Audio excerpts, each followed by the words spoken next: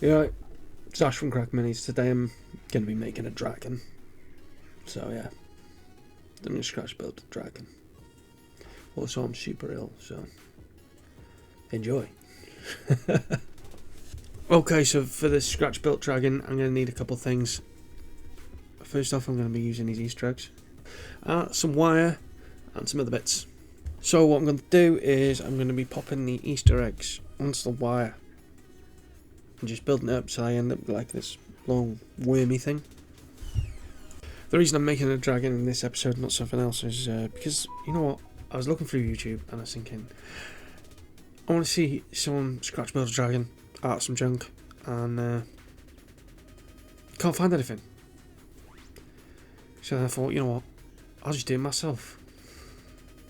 So yeah, that's why I'm doing it. If anyone out there knows of any other YouTubers that have scratch built a dragon, or are scratch building a dragon, or have done anything similar, please let me know, because I would like to watch them. Because I feel like I've not seen any people making dragons. Okay? Alright, so there's that weird wormy thing I was talking about. Good thing about having the wire inside is the plastic for the eggs don't really glue amazingly. So it gave me the opportunity to twist it to the shape that I wanted. I made some mounting points for the legs and the wings using Kinder Egg pieces and top lids. Yeah. That's the top of a spray bottle I'm going to cut up to fill out the back and add some weight to the middle of the model. I was terrified with this thing because I didn't want it toppling over every time I put it down. So I had to try and keep it as even as I could. Sorry if my voice work is a little all over the place on this one. I am currently not well again. So obligatory cough to prove I'm not well. I swear the amount of times I've been ill doing these episodes and doing the voiceover for these episodes, I should just call this channel Man Flu Crafting. You can steal that if you want. I have no intention of using it. I like my name. Now I'm going to bulk out the chest with some googly eyes. Now the reason I use googly eyes in all my builds is because I like to shake them and hear them rattle. And it makes me feel like I've put something interesting in there, like a little secret. Okay, so I've got a question for everyone. This like, comment, subscribe thing. Where do I put them? Do I put them like at the beginning, the middle, and the end? Or do I just do one at the beginning and one at the end? Do I do it right at the beginning? I'm trying to gain a bit more traction with the channel. And I want to work out when would be the best time. Obviously I know I need it at the end. Because if someone's watched it to the end and they aren't subscribed, hopefully they would subscribe at that point. But I just don't know. So I'm looking for a little advice. So if anyone watches this or doesn't skip past it, please let me know in the comments down below. I should probably talk to you about the dragon now, I guess. So yeah, let's do that. After I decided I was going to build this dragon, I decided on a bit of its lore.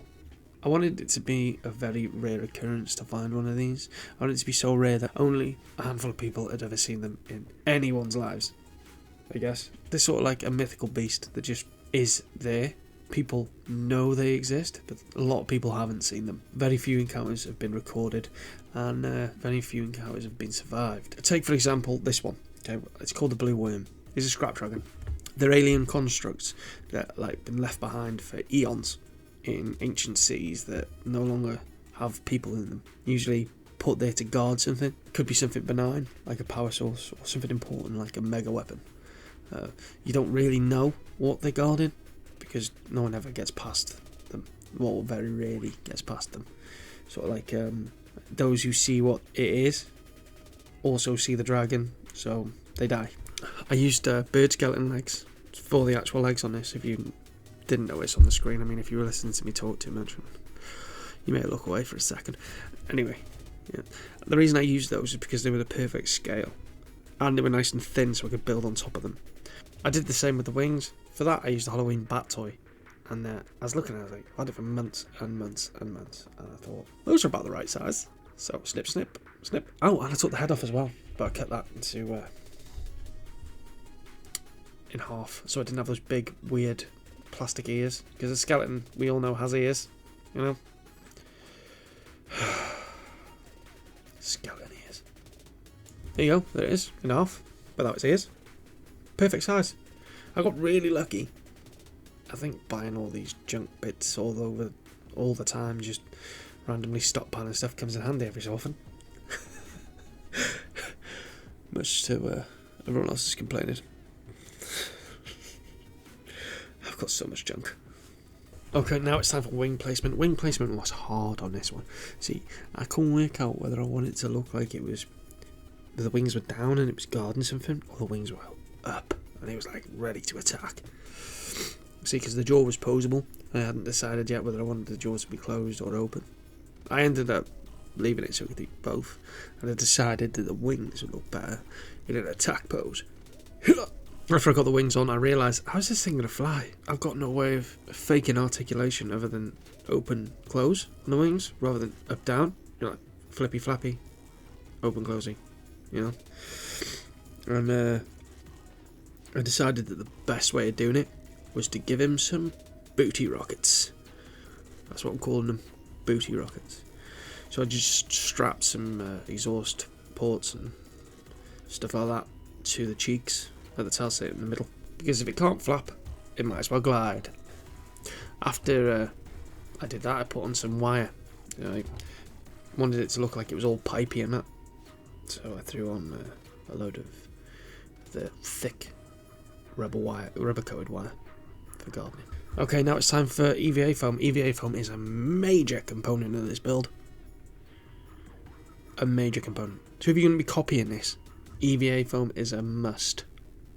So get yourself some EVA foam if you're going to copy this. You need it desperately. Now, for the design and what I was going to go for the EVA foam, so I'd cut it into strips and I was going to layer it over the top of each other, sort of like scales, but also I took a bit of inspiration from Monster Hunter, the game. There's this type of creature in Monster Hunter which like yellow and it has sort of like dreadlocks. And they like flap over it and they have this like layered effect. It just looks sick on the game, and I wanted to try and recreate that sort of feel, almost like they were hanging on it, like ribs, but the whole length of the model. Because there was so much EVA foam, I had to do it in like multiple passes. That meant I had to work on things like the head and the wings. It sort of forced me to do things slightly out of order. I know I like to do things out of order, but this definitely pressured me more so into doing things out of order. Just because I had to give things multiple passes and break it down into layers. So there's like layer 1, layer 2, layer 3, stuff like that. So yeah, the head for the eyes, I used just beads to glue straight into it, and then just wrap the EVA foam around it so they were there and you could see them, obviously, but to give the face more shape and form, but also keep that skeletal nose. So when you're working on like this with the skeleton, the skull rather than skeleton, it's better to, and you want to keep as much of that idea of what it was originally and build on top of it. It's best to do it in small layers, and I found with this it was easier to cut the EVA foam to as small as I could to keep the idea of the panels but not stress on it too much. Also build those layers up really slowly. Don't be afraid to cut things off if you don't like them. You know, like I had to redo this a couple times just to get it so it was just where I wanted it, and even then I hadn't done enough, so I needed to go back to it and add a little bit more later on. For the back down the ridge line, I was originally going to go for spikes, but I decided no, it looked better if it was smooth surface, so it'd be like one of the only proper smooth surfaces other than the panels themselves, because they were going to be bent and twisted in different shapes, and that it'd be better to have something there that was rigid. And I used quartered yogurt top lids, so yeah, that's what that is. So I just cut them into 4 and stuck them down and followed that along. I also did that on the tail. I can't remember if I filmed that bit, so I'm just mentioning it now. Before I mentioned the pipes and the wires, and because I'm not well, I completely forgot that I removed them and re-put them on later on. Yeah. So I put them on after the first layer of EVA foam, and then obviously I laid on top. Once the neck was done, I moved on to the back. Because it had engines, I decided it needed a place for the air to go in. So I used this piece of bike.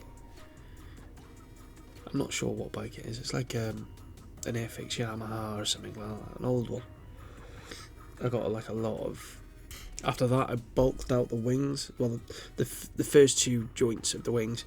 Basically, I didn't think that they were wide enough or thick enough to hold the weight of what would be steel plates that the wing uses to glide. So that's what I did. I thickened those up with garden wire, which I was going to wrap in EVA foam. Oh, it's one of them rare occurrences where I actually film in order. So yeah, now I'm wrapping the wings in EVA, wrapping those joints in EVA foam. Now I did loads of EVA foam on these because I wanted it to look chunky and proper bulky. And I did this on both sides. There's a lot of EVA foam work in this, so I'm going to skip ahead a little bit and take you to something a bit more interesting. Maybe the legs? Yeah, we'll go to the legs. Boom, we're at the legs. Okay, so I wanted to thicken out the top bits just a little bit, give them some girth. I did that by adding some wire on there. I used quite a lot of this garden wire during this build, so much so that I need to buy some more now. Ah well, worth it. On top of the garden wire, I put on a hair curler that I'd cut to size. I did this on both sides, just because I wanted to look a little bit exposed. Although, to be fair, on the finished model, you barely notice it. I think it was just more for me than anything else. So we move on to the tail. The tail was like pretty much the same as the neck, just adding on layers and layers and a few wires and stuff like that. I had this idea for the tail though. I didn't want to do the full length of the tail just because I thought it'd make the model just too big for me to handle. I wanted to add some more flavour to it, so I decided I was going to have it be cut off or chopped off and look like it had a piece just fall off. Maybe it was damaged in a fight. Maybe it did it to itself. You never know. The thing's ancient, so it could be maybe one of those people that didn't survive me in it. Or maybe they could have survived, and we just don't know their story yet. Ooh. Can't call it foreshadowing if I tell you right after I told you, it doesn't matter. Maybe it'll appear later on in another story. Ooh, there we go. Anyone noticing this starting to look sort of like a Decepticon? Huh? Like I'm building some weird variant of Cutthroat or something. Or Deathosaurus. The murder chicken.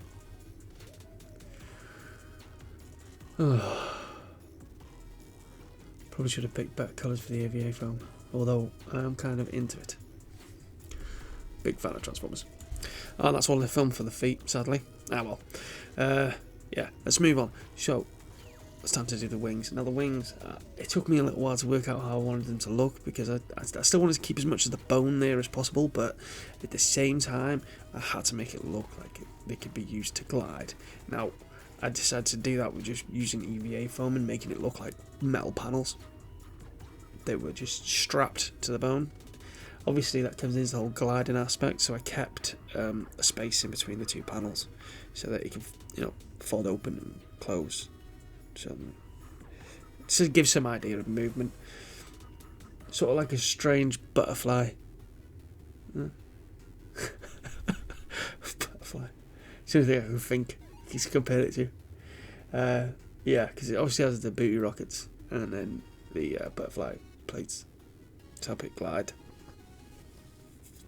Because I didn't want it to have arms, I wanted it to be a two-legged dragon, because I'm allowed. And if anyone says a two-legged dragon is a wyvern, that's fine. That's your opinion. You're allowed one. This is the internet, but it's a dragon. I'm calling it a dragon. So, okay. By the way, if I was going to put arms on this, it'd be tiny little baby T-Rex arms, because that'd be hilarious.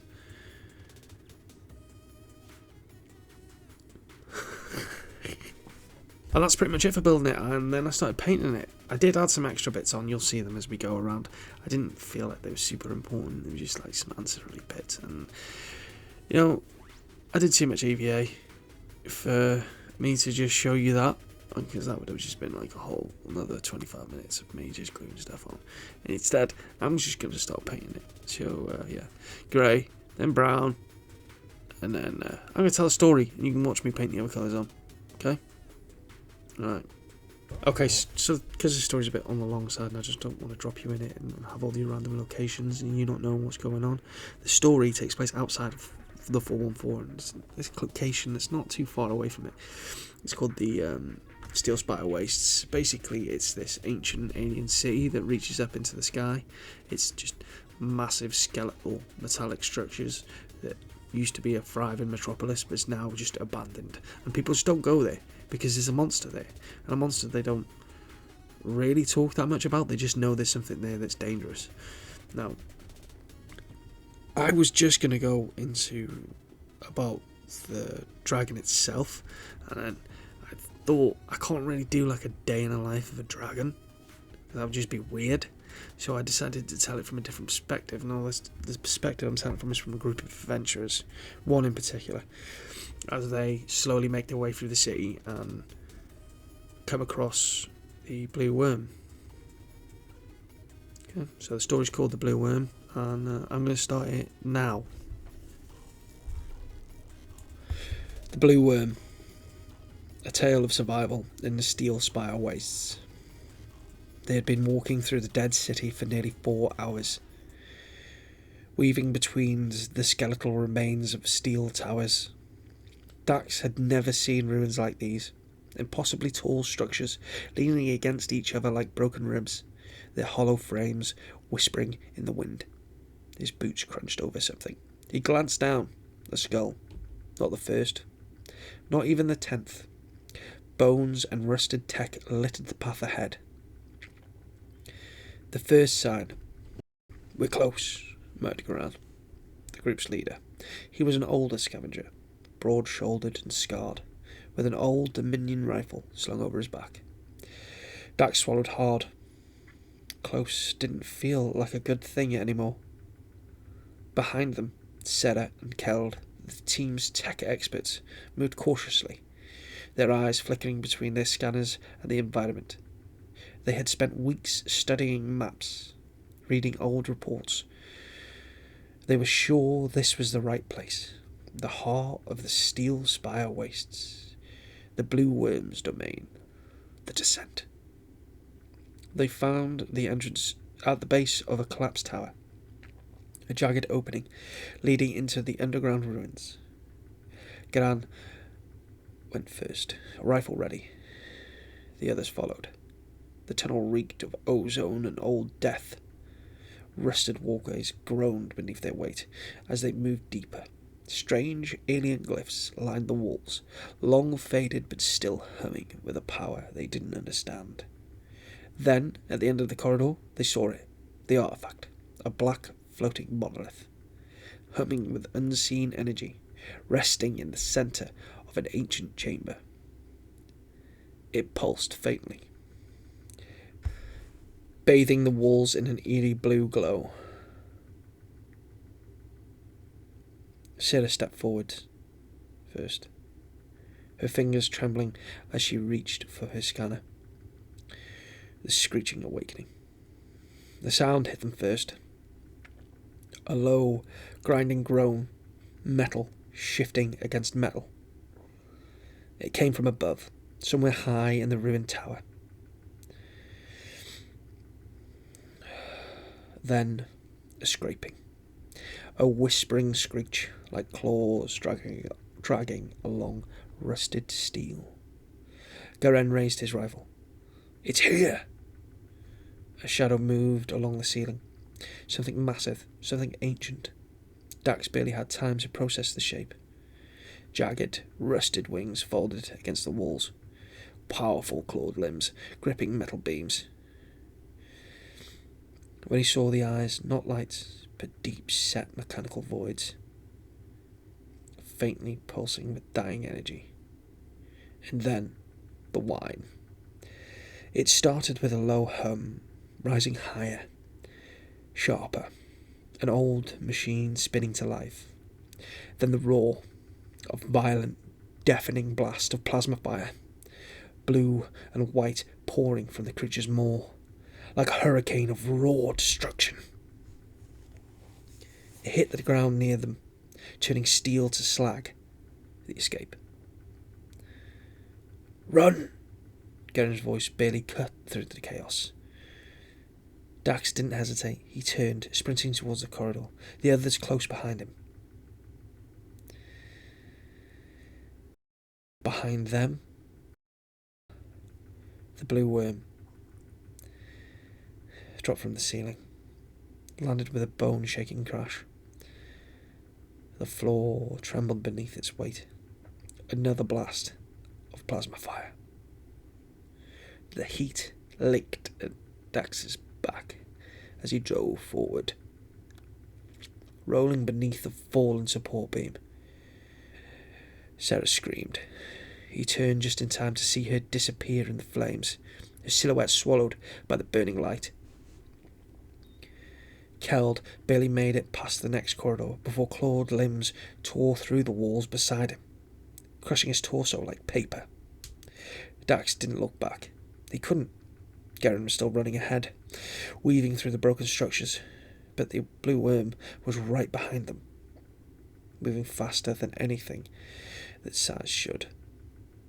It didn't run, it vaulted, launching from walls, gripping steel with massive claws before slamming down again.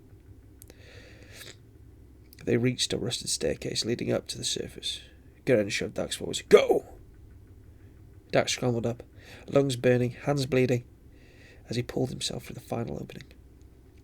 Garen was right behind him, until a rusted tail whipped through the air, slamming into his back. The impact sent him flying into the ruins. His body didn't move again. Dax didn't stop.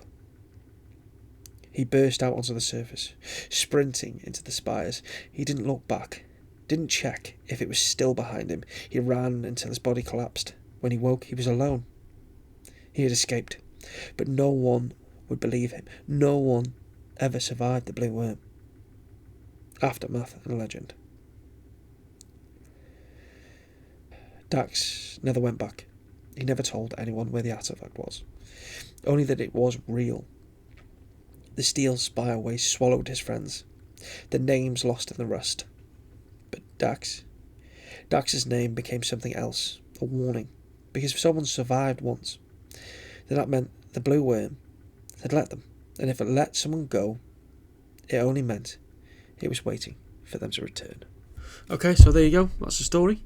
Hope you enjoyed it. And if you remembered the question I asked earlier on, if you see another YouTuber making a dragon, please let me know. I would like to see someone else do it. And I'm not talking about those folded paper ones, because I've watched plenty of them. And I'm not talking about Charizard either, because that don't count. He is a dragon, but it don't count. I'm talking like an honest, like scary looking dragon. Don't forget to like and subscribe. Also, if you leave a comment, lovely. Someone said I should ask people to share it. Yeah. If you enjoyed the video, share it. There we go. Yeah, it's nearly time for the spinny bit, so I'm just going to leave you to your own devices. Thank you for watching, and hopefully I'll see you again. Bye bye.